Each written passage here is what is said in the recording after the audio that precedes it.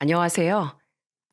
외나무 다리에서 원수가 아닌 별 시답지 않은 인간을 만났던 여자입니다. 세상은 좁고 어디서 언제 누굴 마주칠지 모르니 사람은 항상 행동거지를 똑바로 해야 한다고 하잖아요. 그런데 바르게 살았다고 자부했어도 저를 싫어하기만 하던 사람을 다시 만나면 어떨 것 같으신가요? 그것도 영원히 엮여 살아야 할 가족으로 말이죠. 제 사연은 바로 그 사람과의 질긴 인연에 대한 이야기입니다. 좋은 사람들처럼 감동은 없겠지만 부디 제 이야기가 여러분께 소소한 재미를 주었으면 좋겠네요. 저는 의류업계에서 디자인 일을 하고 있어요. 제 자랑이지만 어릴 때부터 저는 스스로 옷을 리폼해서 입길 좋아했고 감도 손재주도 좋아 주위에서 칭찬을 많이 받았습니다. 남녀 상관없이 인기도 많아 또래 친구들에게 선망 어린 시선을 많이 받았죠. 하지만 옆에 사람이 많아지면 그만큼 적도 생기는 법이더라고요. 인기에는 늘 소소한 시샘이 따르더군요. 그렇게 이유 없는 미움도 시샘도 줄곧 받다 보니 언제부턴가 저는 웬만한 일엔 신경도 안 쓰는 강한 정신을 갖게 됐어요. 어학연수도 런던으로 1년 다녀오고 대학 졸업 후 열심히 취업 준비를 한 전 나이 26살에 의류 쪽에선 손에 꼽히는 중견기업에 입사할 수 있었답니다. 좋은 인재가 많은 곳이다 보니 배울 점도 얻을 경험도 많아 회사 생활은 정말 즐거웠어요. 그렇게 입사한 지 4년쯤 됐을 때 저는 이 사연의 주인공을 만나게 됐습니다. 바로 그 시답지 않았다는 악연을 말이죠. 안녕하세요. 이영경입니다. 좋은 회사로 이직하게 되어 영광이에요. 앞으로 잘 부탁드립니다. 저보다 2살 어리다던 영경 씨는 저희 팀의 경력직 신입사원으로 입사했습니다. 이제 막 대리직급을 달았던 전 영경 씨의 사수가 됐어요. 우와, 맨날 중소기업만 다니다가 중견기업 보니까 복지부터 다른 것 같아요.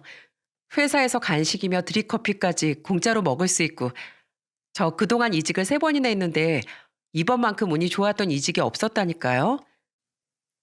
그런데 영경 씨는 회사 복지를 알뜰살뜰 이용하는 게 직장인의 참된 자세라며 탕비실 드립커피를 하루 3번씩 내려 먹는 것도 모자라 텀블러에까지 담아 가져가더군요. 직원들이 다 같이 먹을 수 있게 구비된 간식을 주머니에 잔뜩 쑤셔놓고 일하는 내내 쩝쩝거리면서 먹는 건 일상 다반사였어요. 영경 씨, 다들 조용히 일하는데 거 입에서 뭐 씹는 소리 그만 좀 낼 수 없어? 그리고 한 번 채워놓으면 한 달은 좋게 가던 간식이랑 커피가 영경 씨 오고 나선 2주도 안 돼서 동이 나. 먹는 건 좋은데 좀 적당해야지. 보다 못한 부장님이 그런 영경 씨에게 대놓고 주의를 주시더군요. 그동안 다들 먹는 걸로 치사하게 구는 것처럼 보일까봐 대놓고 말도 못하고 스트레스 받아 하고 있었거든요. 그런데 부장님의 말에 영경 씨는 잠시 기가 죽은 것 같더니 이런 말을 하더라고요. 죄송합니다. 근데 이거 누구든 아무 때나 먹으라고 회사에서 준비해 놓은 것들 아닌가요? 업무할 때 뭐 먹는 게 금지된 것도 아닌데 저기 송 대리님도 지금 초코바 먹고 계시잖아요. 혹시 부장님 저 공채 직원 아니고 수시 채용으로 들어온 직원이라고 차별하시는 거예요? 저도 중고 신입이긴 하지만 엄연히 면접 보고 들어온 이 회사 직원이에요. 큰 회사에선 공채냐 아니냐에 따라 성골이니 진골이니에 비유한다던데 그게 사실이었네요. 뭐? 먹는 거 얘기하는데 공채니 성골이니가 왜 나와? 영경 씨 무슨 피해 의식 있어? 그럼 송 대리님도 못 먹게 하셔야죠. 왜 저한테만 그러세요? 정말 너무하세요. 저 이거 직장 내 따돌림으로 신고할 거예요. 그러니까 저한테 얼른 사과하세요. 황당한 영경 씨의 말에 저는 손에 들고 있던 초코바를 슬그머니 내려놨습니다. 2주 내내 말썽인 프로젝트가 있어 잠도 제대로 못 자고 업무에 시달렸기에 당이 너무 떨어져서 오랜만에 집어먹었던 초코바였어요. 그런데 영경 씨가 딱 저를 들먹이며 부장님께 도끼 눈을 뜬 거예요. 다들 경악하는 눈으로 영경 씨를 바라봤습니다. 부장님은 뭐 저런 게 굴러들어왔냐는 듯한 표정으로 뒷목을 잡고 계셨죠. 그날 이후 회사엔 사무실에서 커피나 음료 외 다른 음식물 취식 금지라는 행동 강령이 생겼습니다. 부장님 말로는 회사 창립 이래 이런 치사한 규칙이 생긴 건 처음이라고 하더군요. 다들 이래저래 불만이 터져 나왔지만 영경씨 꿋꿋하게 사람들의 눈총을 모른 척했죠. 오히려 더 많은 간식을 못 먹게 된 게 억울했는지 1시간에 한 번씩 탕비실로 달려가 과자를 한 봉지씩 먹고 오지 뭐예요. 전 정말 태어나서 그런 사람은 처음 봤어요. 그렇다고 일을 잘하냐? 그것도 아니었습니다. 어떻게 우리 회사에 입사했는지 모르겠을 정도로 영경씨는 업무 습득력이 없었어요. 뭔가를 알려주면 다음날 백지 상태가 되어 돌아오거나 엉망인 결과물을 보여주니 일을 가르쳐도 제자리 걸음인 것 같아 속이 타더라고요. 처음엔 영경 씨가 저지른 실수 때문에 몇 번이나 상사들에게 불려가 저까지 혼이 났어요. 하지만 시간이 지나자 저런 사람을 어떻게 이 정도까지 가르쳤냐며 오히려 저를 위로해 주기에 이르렀죠. 영경 씨, 어떻게 이렇게 일이 안 늘어? 저기 송대리가 입사했을 땐 한 알 가르치며 열을 깨우쳐서 돌아오던데 영경 씨는 어떻게 한 알 가르치면 열을 까먹고 와? 때 되면 탕비실 가서 간식이나 탕진하지 말고 그 시간에 업무 공부를 좀 해. 부장님, 그냥 혼내려면 혼내시면 되지. 왜 다른 사람하고 절 비교하세요? 다들 맨날 송대리님이 대단하다 어쩐다 하길래 옆에서 좀 보니까 별 대단한 것도 없던데. 이거 직장 내 괴롭힘 아닌가요? 저번부터 저 자꾸 공채 아니라고 차별하시는 거죠? 아이고, 두야. 영경 씨, 지금 영경 씨가 날 괴롭히고 있다고 생각은 안 해? 직장 내 괴롭힘으로 영경 씨가 아니라 내가 영경 씨 신고해야 할 판이야. 아무래도 제 후임으로 들어왔다 보니 저와 몇 번 비교를 하신 모양인데 영경 씨는 제가 고깝게 느껴졌던 모양입니다. 처음엔 대리님 하며 저를 좀 따르는 것 같더니 언제부턴가 저를 보는 눈빛이 달라졌거든요. 저를 싫어하는 것까진 괜찮았어요. 누군가 저를 싫어하는 데는 이골이 난 데다 제 잘못도 아니고 저 또한 영경 씨가 별로였으니까요. 그런데 영경 씨는 점차 제 머리 스타일부터 옷 스타일 등을 전부 따라하기 시작하더군요. 송 대리님, 저 출근길에 회사 로비에서 깜짝 놀랐어요. 누가 봐도 평소 송 대리님이랑 스타일이 비슷한 사람이 앞에 걸어가길래 대뜸 팔짱부터 꼈거든요. 근데 앞모습을 보니까 영경 씨였던 거 있죠? 영경 씨 요새 대리님 너무 따라하는 것 같지 않아요? 직원들이 대놓고 이렇게 웅성거릴 정도니 어느 정도였는지 아시겠죠? 그런데 직원들이 수근거리는 걸 들은 영경 씨는 사무실에서 다들 들으라는 듯 큰 소리로 저를 비난하더라고요. 송 대리님, 왜 맨날 저 따라하세요? 송 대리님이 저보다 직급 높으니까 다들 제가 따라하는 줄 알잖아요. 패션 쪽 일한다는 사람이 남의 스타일 베끼고 그러면 쓰나요? 다들 오해하는 거예요. 제가 송 대리님을 따라하는 게 아니라고요. 제가 뭐가 아쉬워서요? 내가 먼저든 영경 씨가 먼저든 스타일이 비슷한 건 상관없어. 근데 난 평소에 영경 씨 스타일을 신경 써본 적이 없어서 베꼈다는 말은 좀 거슬리네. 그리고 영경 씨, 다 좋은데 그 원피스랑 코트 브랜드 진품 아니고 모조품이지? 모조품 치고 상태가 좋아 보이긴 하는데 이쪽 업계 일하는 사람들은 딱 보면 알잖아. 그 정도면 돈 좀 주고 산 것 같은데 웬만하면 진품 사. 나도 그것들 다 있는데 하나에 10만 원 안팎밖에 안 해. 모조품은 유통하는 사람도 사는 사람도 법에 걸리는 거 알지? 다른 사람도 아니고 엄연히 패션의 가치를 추구하는 업계 사람인데 우리부터 양심을 좀 챙겨야 하지 않겠어? 따라하는 거야 그냥 두려고 했는데 대놓고 저를 모함하니 저도 기분이 나쁘더라고요. 그래서 참다 공격적으로 말하니 영경 씨는 얼굴이 시뻘겋게 달아오르더군요. 뭐라고 또 입을 열려는 것 같길래 전 얼른 귀에 이어폰을 끼고 업무를 시작해버렸습니다. 대체 제가 왜 이런 한심한 장단에 어울려줘야 하나 싶어서 말이죠. 제가 무안을 줬음에도 불구하고 영경 씨는 꿋꿋하게 절 따라하고 다녔어요. 그리곤 은근슬쩍 뒤에서 다 들리게 사람이 사이코패스 같다느니 영어 하는 걸 들었는데 영국까지 다녀온 사람이 발음이 구리다느니 험담을 하고 다니더라고요. 제대로 들어주는 사람도 없는데 말이죠. 나중에 듣다 못한 부장님이 듣는 사람도 없는데 허공에 대고 열심히 일하는 사람 욕해댄 영경 씨가 더 사이코패스 같아. 그리고 영경 씨는 영어권 나라 거래처에서 전화 오면 남한테 돌리기도 바쁜 사람이 뭐 그렇게 말이 많아? 시끄러워! 하고 소리치자 똥 씹은 표정으로 입을 다물더라고요.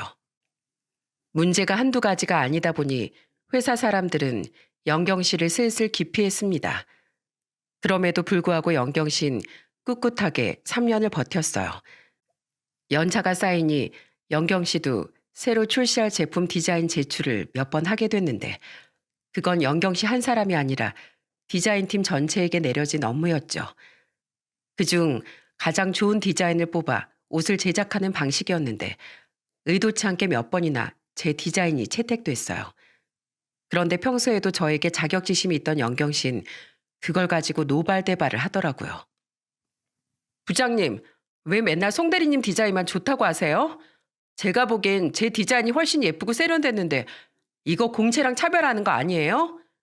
아, 부장님 혹시 유부남 주제에 송 대리님을 좋아하기라도 하세요? 뭐야? 영경 씨 지금 말 다 했어? 그렇잖아요. 맨날 송 대리님만 잘했다 예쁘다 칭찬하고 저는 매번 혼내기만 하시잖아요. 그거야 영경 씨가 일을 못하니까 혼내는 거지. 송 대리랑 영경 씨뿐만 아니라 다른 직원들도 잘하면 칭찬하고 못하면 혼내. 영경 씨는 왜 유독 송 대리한테만 집착하는 거야? 그리고 영경 씨 디자인 솔직히 말해서 구려. 구리다고. 구려. 나 영경 씨 때문에 진짜 화병 날 것 같거든. 내 눈에 안 띄게 그 좋아하는 탕비실로 꺼져버려.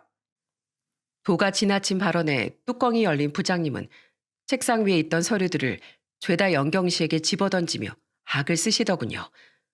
겁에 질린 영경 씨는 울먹이며 사무실을 뛰쳐나갔죠.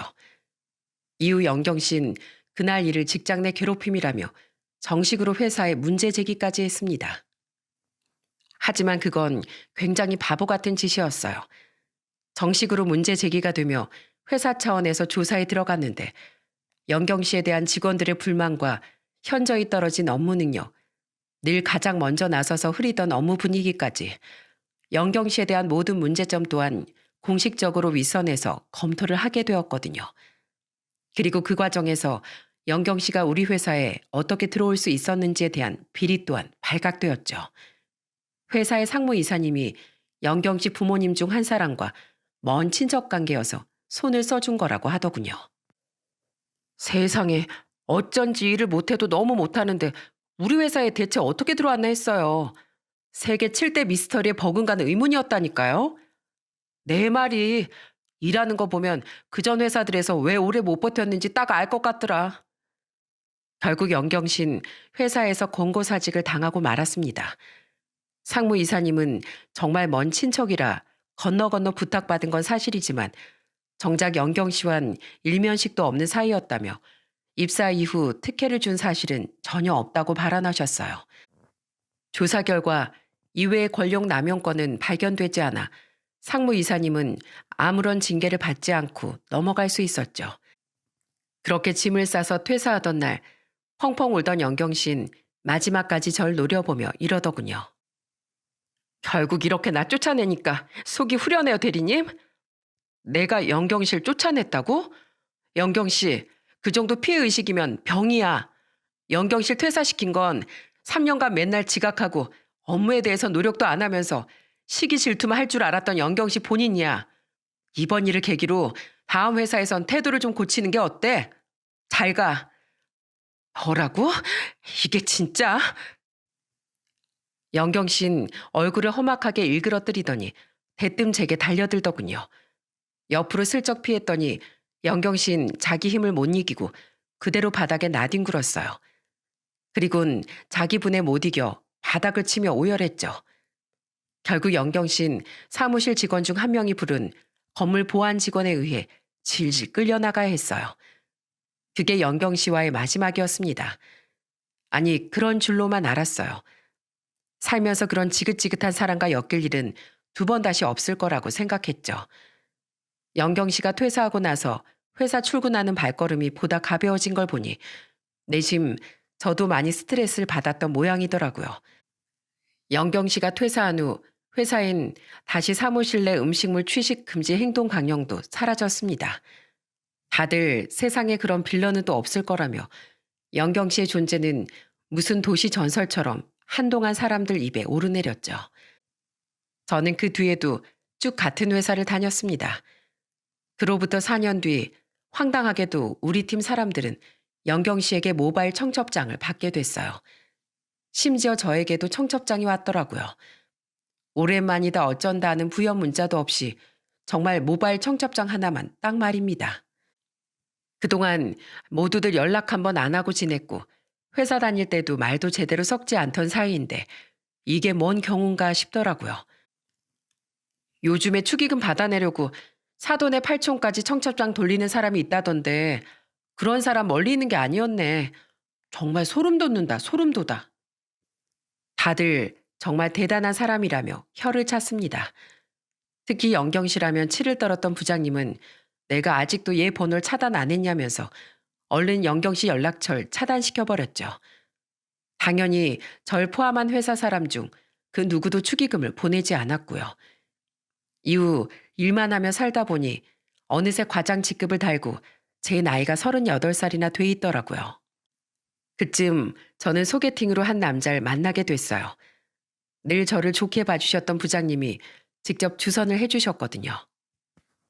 송 과장, 일도 좋지만 내가 결혼해서 살다 보니까 인생을 함께할 동반자를 만나는 것도 그에 못지않게 중요한 일이야.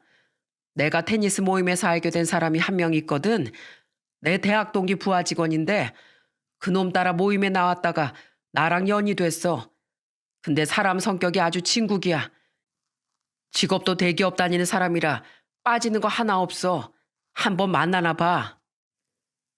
슬슬 저도 연애 생각이 들던 차였고 다른 사람도 아닌 존경하던 부장님의 주선이었기에 저는 그 소개팅 자리에 나갔습니다. 저보다 3살 많던 그 남자는 성격도 시원시원하고 예의 바른 사람이었어요. 무엇보다 일만 하다가 홍기를 놓친 점, 같은 런던으로 어학연수를 다녀왔다는 점에서 우린 대화 코드도 무척 잘 맞았죠. 그렇게 1년간 연애를 하다 우린 결혼을 약속했습니다.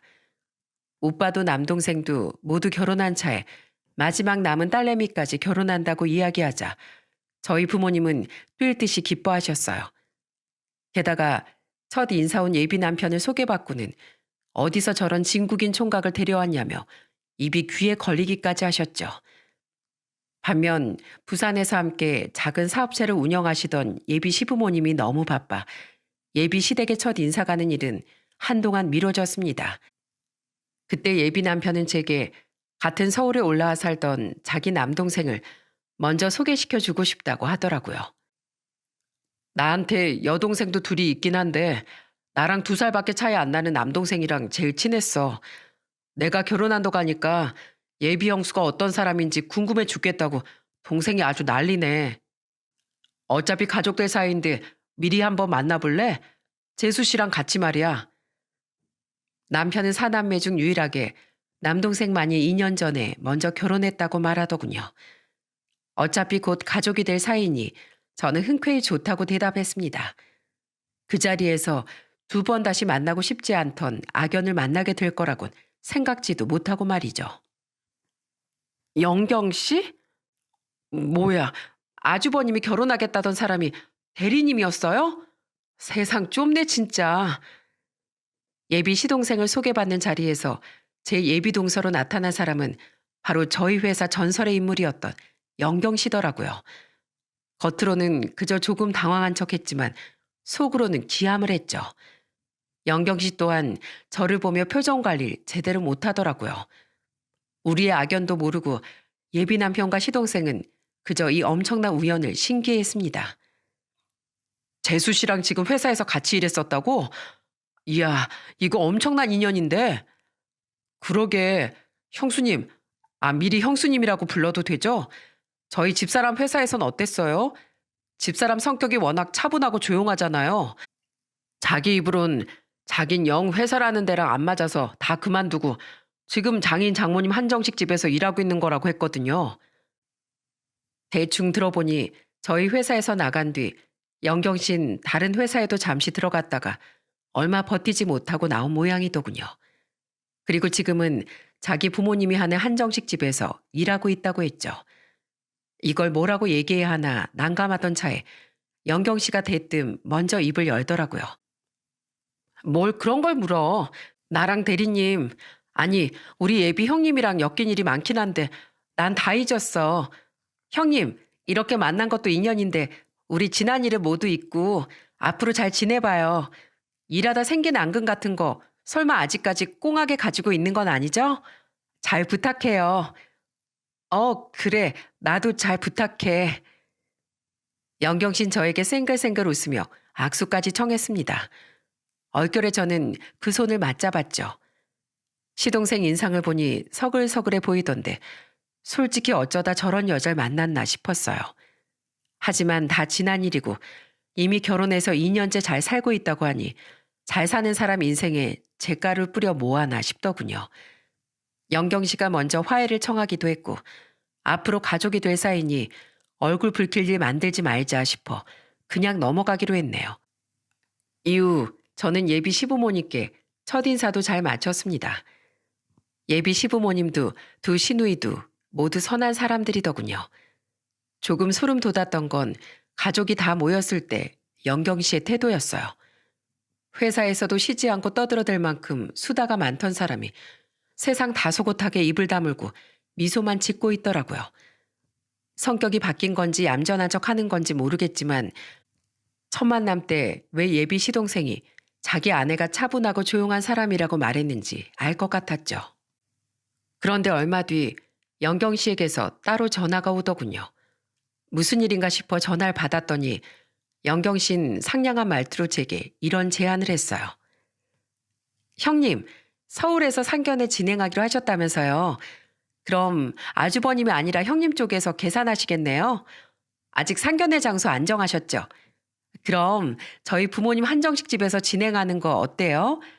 저희 가게가 좀 비싸긴 한데 공짜로는 못 해드려도 오시면 잘해드릴게요. 이 사람이 정말 저와 잘 지내보고 싶은 건지 무슨 의도인지 헷갈렸습니다. 하지만 인터넷에 검색해보니 실제로 한정식 집평이 좋기도 했고 설마 어려운 상견례 자리에서 뭘 어쩌겠나 싶더군요. 그렇게 예비 남편과 상의 후 저는 그 한정식 집에서 상견례 약속을 잡기로 했어요.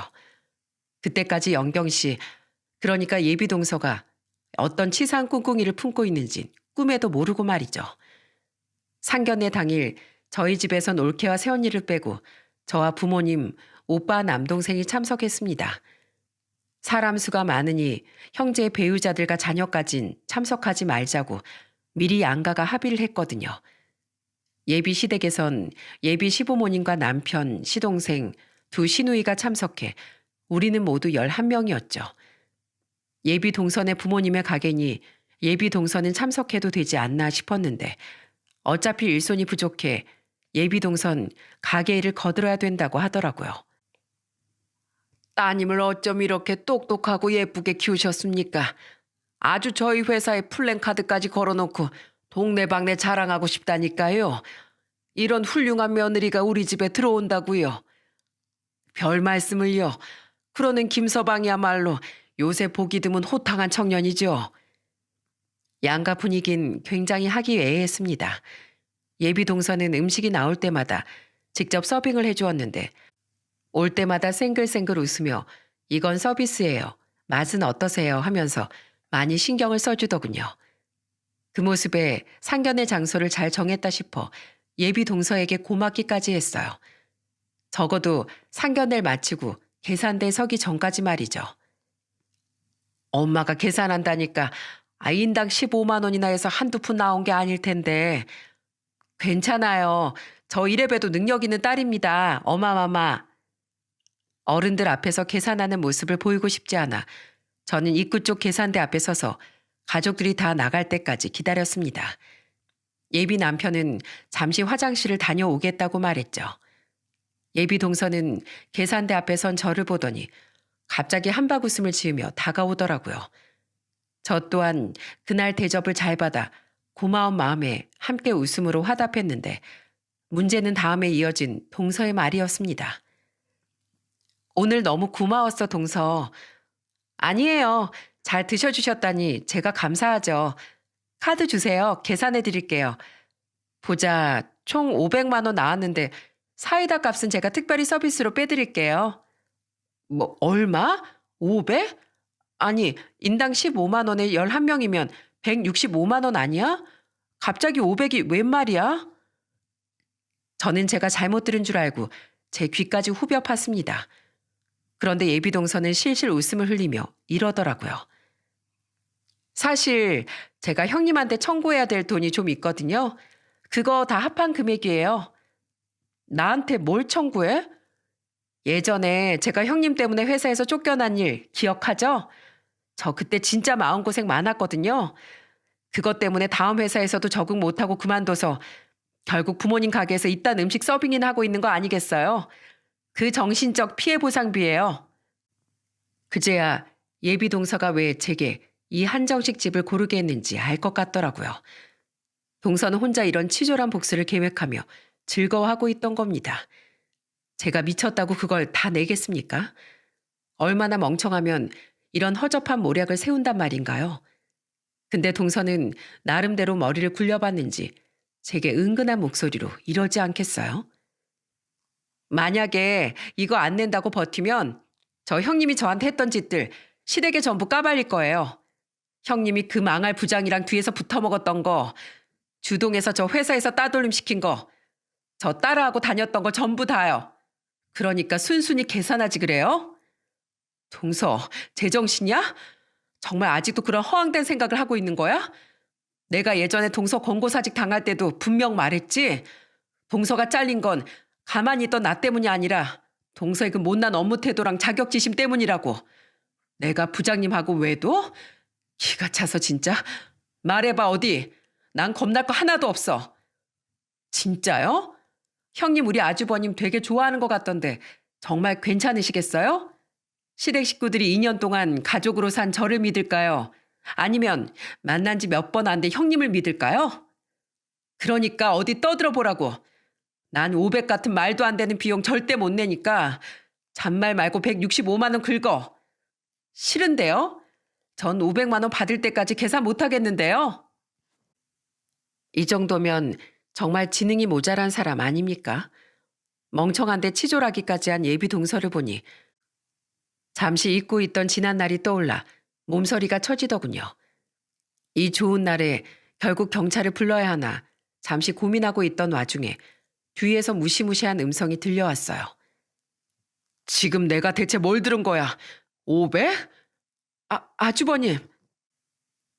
음성의 주인공은 바로 화장실에서 돌아오던 예비 남편이었습니다. 예비 남편은 뒤에서 우리 얘기를 전부 듣고 있던 모양이더군요. 예비 동서의 말을 듣고 저에게 화가 난 건지 동서에게 화가 난 건지 아직 잘 모르겠는 와중에 동서는 재빨리 먼저 말도 안 되는 고자질을 하더라고요. 다 들으셨어요? 제가 좀 치사하게 돈 요구한 거 맞는데요. 제 말 좀 들어보세요. 여기 예비 형님이 예전에 회사 다닐 때 저한테 어떻게 했는지 아세요? 맨날 저 따라하면서 저한테 걸리니까 사람들 앞에서 제 옷이 모조품이라고 망신 주질 않나. 부장하고 뒤에서 음흉한 짓거리 하면서 부당하게 업무 성과를 올리질 않나. 회사에서 형님이 절 따돌림 시키고 괴롭히는 바람에 전 그 회사에서 부당하게 퇴사당한 거라니까요. 이 정도면 제가 정신적 피해 보상 정도는 요구해도 되지 않나요? 그래서 전 여기서 500 계산하는 걸로 과거 일 다 퉁치고 그냥 넘어가 주려고 한 건데 형님이 끝까지 못 내겠다고 하잖아요. 아주버님, 이런 뻔뻔한 여자랑 꼭 결혼하셔야겠어요? 저와 남편이 하도 나오지 않자 무슨 일인가 싶어 양가 가족들까지 모두 다시 가게 안으로 들어왔더군요. 그들을 보자 예비동서는 더욱 득이양양한 표정으로 말했죠. 다들 제 말 들으셨죠? 난 진짜 숨겨주려고 했는데 이래서 세상엔 비밀이 없다니까. 이 여자가 그런 여자의 어머님, 아버님 다들 속고 계신 거라고요. 예비 동서의 말에 예비 시댁 식구들은 어안이 벙벙한 표정을 짓더군요. 반면 저희 가족은 말도 안 되는 말인 걸 아는지라 화가 난 표정으로 동서를 보며 소리쳤어요. 지금 이 정신 나간 여자가 내 딸한테 뭐라는 거야? 사돈들 며느리 정신 나간 사람 아닙니까? 우리 딸이 어떤 앤데 감히 이딴 말을 짓거려요? 뭐 5배? 내가 기가 막혀서 이거 경찰에 신고해야 하는 거 아닙니까? 우선 진정하세요, 사부인. 죄송합니다. 얘 세아가 과거에 혜림이랑 같은 회사 다녔다고 얘기를 듣긴 했는데 무슨 일이 있었던 간에 상견례 자리에서 바가지 씌우는 건 예의가 아니지 않니? 이게 지금 뭐 하는 짓이야? 얼른 정당한 금액으로 계산부터 해라. 어머님, 제 말 못 들으셨어요? 저 형님한테 받아야 될 돈이 있다니까요. 그리고 저 여자 유부남 꼬시고 다닌 인간인 걸 알면서도 며느리로 들이시겠다고요? 저 지금 아주버님 인생 구해드리고 있는 거예요.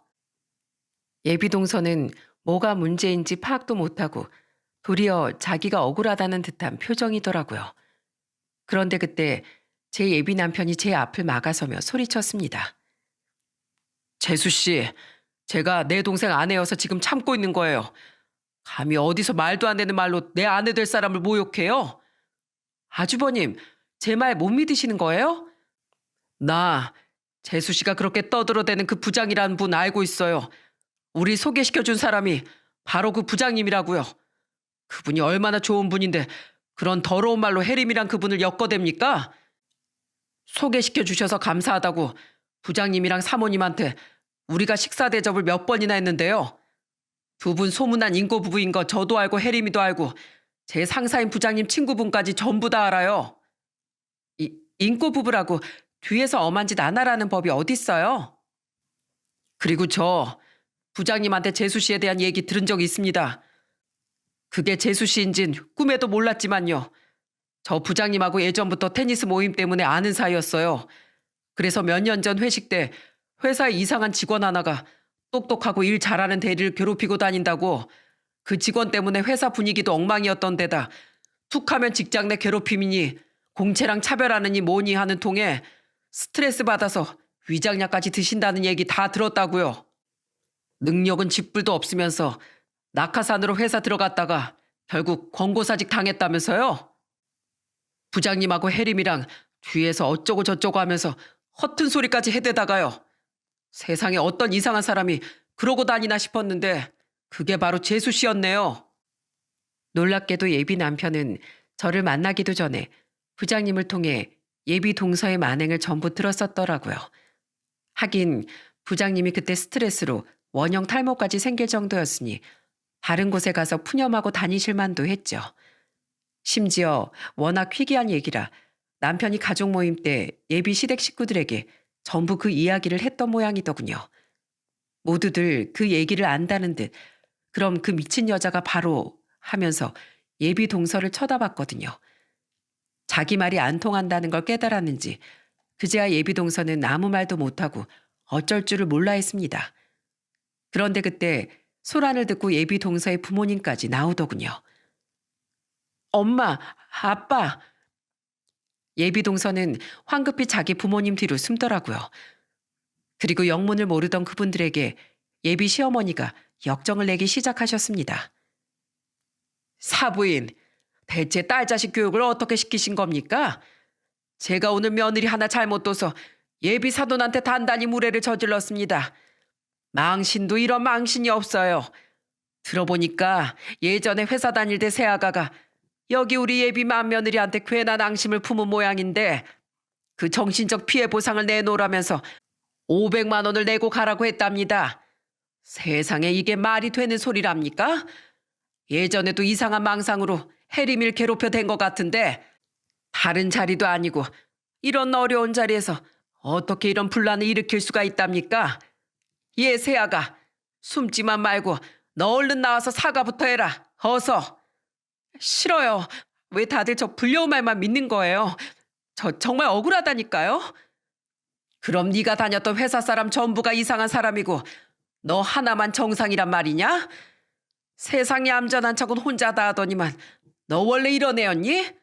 어디 할 짓이 없어서 시기질 들어엄한 사람 인생을 망가뜨리려고 들어? 당신 당장 형수님께 사과부터 안 드려? 장인어른 장모님, 이건 명백히 이 사람이 잘못한 거예요. 그래, 얼른 너 내 딸한테 사과해라. 우리 딸이 워낙 과묵해서 우린 처음 듣는 얘긴데 감히 우리 딸한테 그딴 짓을 했단 말이야? 예비 시어머니를 필두로 시동생과 저희 엄마 아빠 그리고 다른 가족들까지 전부 손가락질을 시작했습니다. 그 딸의 그 부모라고 저는 당연히 예비 동서의 부모님이 동서의 편을 들 줄 알았어요. 그런데 동서의 아버지는 한숨을 푹 쉬며 죄송하다는 말을 연발하셨고 동서의 어머니는 동서의 등짝을 마구 후려치시더군요. 아휴, 내가 너 때문에 못 산다 못 살아. 학교 다닐 때부터 갖고 싶은 친구들 물건 훔치다가 걸려서 정학 먹고 다른 회사 디자인 표절하다가 걸려서 마지막 회사에서 고소까지 당한 애가 아직도 정신을 못 차리고 남을 시샘하고 다녀? 취업 안 된다고 징징대서 겨우 꽂아 넣었던 회사에서도 너 그런 못된 짓 하다 잘렸던 거구나. 맞지? 그래서 사돈의 사돈들 앞에서까지 이렇게 부모 망신을 시켜? 김서방 만나면서 겨우 정신 차렸나 싶었더니 속알맹인 여전히 철딱서니가 없었구나. 사돈어른 사부인 그리고 여기 가족분들 전부 다 제가 정말 죄송합니다. 면모가 없습니다. 제가 딸 자식 교육을 한참 잘못시켰습니다. 들어보니 정말 전적이 화려하더군요. 자기 부모가 저렇게 치를 떨며 곧장 사과할 정도니 알만하더라고요. 기아만 예비 시동생의 표정을 보니 시동생도 동서의 실체를 전혀 모르고 있던 것 같았습니다. 자기 엄마에게까지 사정없이 두드려 맞자 그제야 동서는 엉엉 울며 제게 사과를 했어요. 아, 알았다고. 사과할 테니까 그만 좀 때려, 엄마. 죄송해요, 형님. 제가 잘못했어요. 그냥 한 방 먹이고 싶었던 건데 일이 이렇게 커질 줄을 몰랐어요. 다시는 안 그럴게요.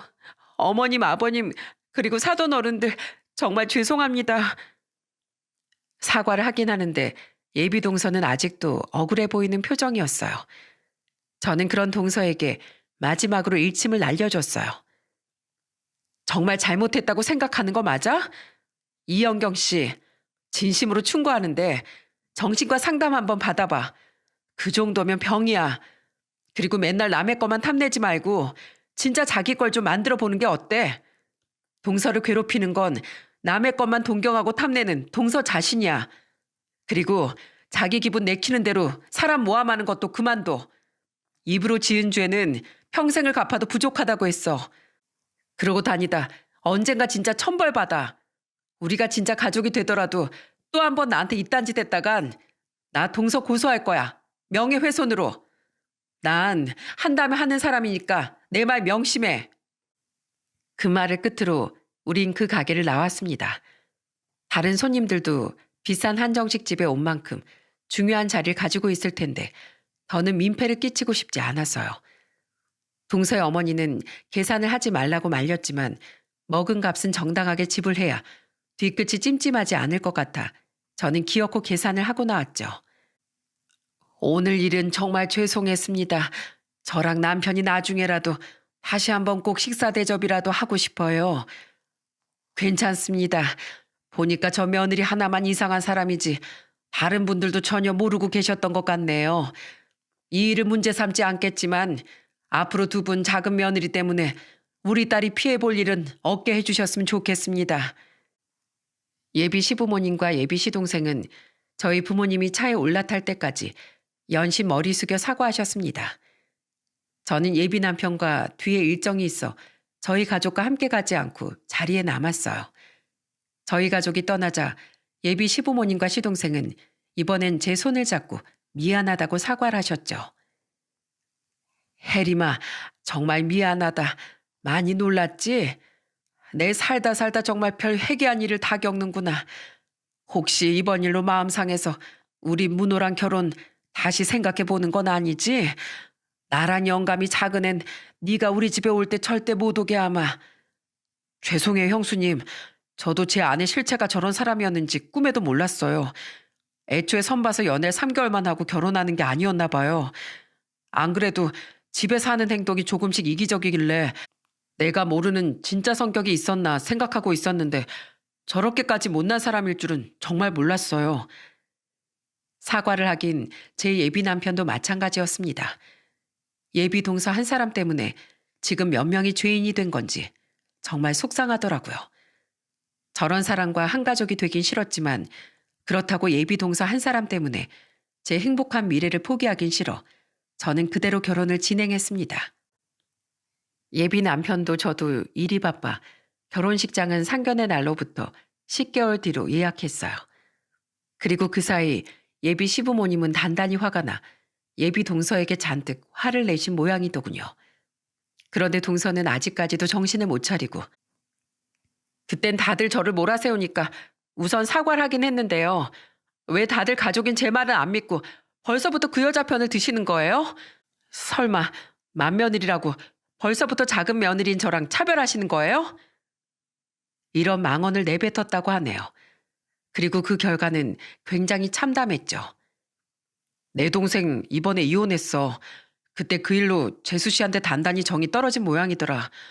곧 죽어도 자기 잘못 인정도 안 하고 뭐만 하면 차별 운운하는데 자기가 결혼한 여자가 맞나 싶었대. 그동안 결혼 생활하면서 조금씩 성격 차이를 느끼긴 했어도 그 정도일 줄은 몰랐던 거지. 근데 그게 이혼 사유가 되나? 순순히 그 여자가 이혼을 해줬대? 아니, 그동안 가족한테 말 안 했는데 다툼이 잦았던 모양이더라고. 큰 유책 사유가 없으니 성격 차이로 협의 이혼하는 게 최선인데 왜 자기가 혜림이 너 때문에 이혼해야 하냐면서 절대 이혼 못한다고 아예 집에 들어누웠대. 결국 소송을 해봐야 하나 하고 동생이 고민하고 있었는데 그 와중에 동생이 일 때문에 자꾸 집에 늦게 들어오니까 회사 여직원하고 바람난 거 아니냐고 의심하기 시작했다는 거야. 정말 대단한 여자네. 어떤 의미론. 그치? 그것 때문에 또 엄청 싸우다가 재수 씨가 동생 회사까지 찾아가서 엄한 여직원 하나를 상간녀로 몰아간 모양이더라고. 동생 휴대폰 몰래 뒤져보고 제일 업무적인 문자를 많이 나눈 여자를 의심한 거지. 그 일로 동생 회사에서 개망신당하고 그 여직원한테 무릎 꿇고 사과까지 해야 했대. 예비 시동생은 그 일을 계기로 동서에게 명예훼손의 모욕죄로 고소당하고 싶지 않으면 이혼 서류에 도장을 찍으라고 으름장을 놨다고 합니다. 고소란 말에 지레 겁을 먹은 동서는 그제야 도장을 찍고 자기 친정으로 쫓겨났다고 했죠. 아직 아이가 생기기 전이라 얼마나 다행이냐며 예비 남편은 한숨을 쉬더라고요. 위자료 소송은 따로 안 할 거래. 그 여자한테 속은 것도 있지만 처가 배경도 결혼 결심할 때 한몫했다면서 속물적으로 결혼을 결정한 자기한테 벌 주는 셈 칠 거라더라. 무엇보다 그 여자랑 법적 싸움이든 뭐든 더 이상은 절대 엮이고 싶지도 않대. 정신 이상한 사람하곤 안 엮이는 게 최선이라나 뭐라나. 그렇게 시동생이 이혼한 게 결혼식 석 달 전의 일이었어요. 지금으로부터 약 한 달 전 일이기도 하죠. 저희 부모님과 형제들은 시댁에서 그런 여자를 잘 쫓아냈다며 이제 안심하고 절 결혼시킬 수 있겠다고 말하더군요. 나중에 이야기를 전해드린 새언니와 올케는 서로 눈을 마주치며 이렇게 말했죠. 동서, 난 동서처럼 좋은 동서를 만난 게 천운이라고 생각해. 저도요, 형님. 제 형님이 형님이어서 너무 감사하네요. 예비 시부모님과 시동생은 얼마 전 식사 자리에서 제게 갑자기 고맙다고 말씀하셨어요. 왜냐고 물으니 예비 시어머니께선 한숨을 쉬며 이렇게 말씀하시더라고요. 너에겐 아직도 미안한 마음뿐이다만 그 일이 아니었으면 그 애의 실체를 여태 모르고 살았을 거 아니니. 맞아요, 형수님. 아무것도 모른 채 애까지 낳았다가 나중에 실체를 알게 됐으면 정말 이러지도 저러지도 못하고 저 마음고생 꽤나 했을 거예요. 형수님은 저한테 완전 귀인이세요. 두 예비 시누이는 시동생에게 평생 저에게 엎드려 절하며 살라고 하더군요. 그 웃지 못할 말에 저는 어색하게 찬물로 목을 축였죠. 마지막으로 회사에서 이야기를 전해들은 부장님은 경악한 나머지 뒤로 넘어갈 뻔 하셨습니다. 그 미친 여자가 그 집안 며느리였다고? 세상에 마상에. 이야, 진짜 끈질긴 악연이다. 내가 괜히 미안하네, 송 과장한테. 아니에요. 부장님도 전혀 모르셨잖아요. 아니야. 내가 저번에 주선해준 거 고맙다고 송 과장이랑 문호 씨한테 선물 받은 고급 양주 그거 있지? 그거 이미 마셔버려서 돌연 못 주거든. 대신 내가 미안하다는 의미로 축의금 두둑히 낼게. 내가 진짜 아직도 그 여자만 생각하면 자다가도 치를 떨어. 아유, 뒷목이야. 생각하니까 또 속이 쓰리네.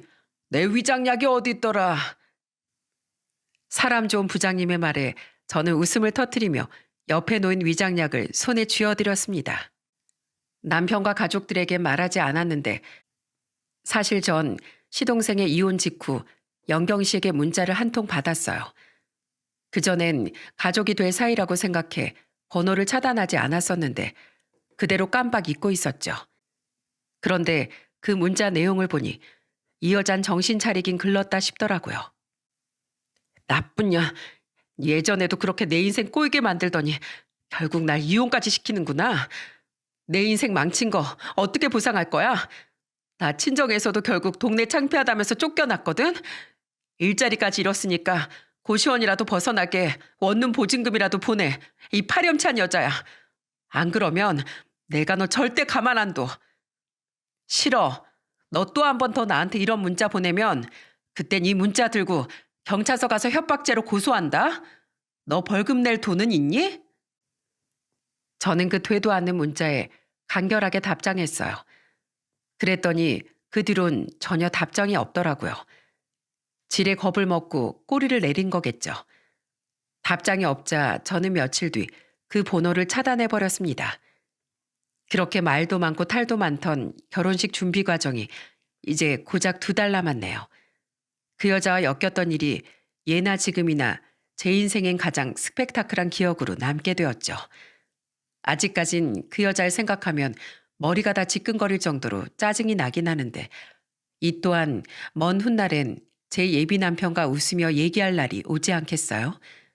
오래 스트레스 받아봐야 나만 손해니까 얼른 잊어버리고 다가올 행복만 생각하며 저는 인생을 걸어나갈 생각입니다. 늘 그렇듯 제 자신을 믿고 당당하게요. 제 예비 동서였던 그 여자처럼 괜한 시기 질투는 자신을 망치게 되는 지름길인 것 같습니다. 그러니 이곳 시청자분들께선 제 사연을 떠올리며 그 해악적인 마음과 늘 거리를 두셨으면 좋겠어요. 적당한 질투는 자신을 발전시킬 수 있는 원동력이 되기도 하지만 어두운 마음이란 자기 스스로도 예상하지 못할 때 자기 자신을 집어삼키기도 하니까요. 밖으로 눈을 돌리기보단 스스로의 내면을 다듬는 데 집중한다면 언젠간 세상 누구와 비교해도 바꾸고 싶지 않을 자랑스러운 나 자신을 발견하게 되실 거예요. 나를 가장 사랑해 줄 수 있는 건 결국 나 자신이니까요. 부디 앞으로 다가올 제 결혼 생활엔 더는 이런 악연이 등장하지 않길 바라주세요. 앞으로 제가 행복하게 산다면 그건 이곳 시청자 여러분들의 응원 덕이라고 여기며 감사히 살아가겠습니다. 모두 좋은 하루 보내세요.